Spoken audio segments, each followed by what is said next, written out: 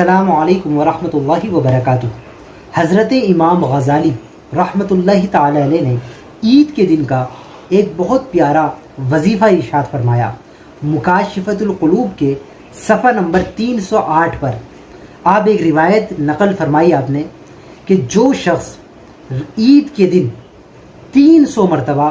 سبحان اللہ وبحمدہ، اتنا چھوٹا سا وظیفہ ہے، سبحان اللہ وبحمدہ، یہ 300 مرتبہ پڑھے عید کے دن،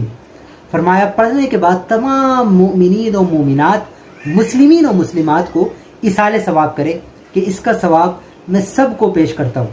فرمایا کہ جتنے بھی مسلمان ہوں گے اس کے پڑھنے سے اللہ کریم ہر ایک کی قبر میں 1000 انوار داخل فرمائے گا، اور جب یہ شخص خود مرے گا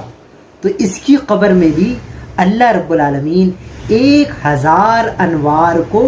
داخل فرمائے گا، اور جس سے اس کی قبر کو روشن اور منور فرما دے گا۔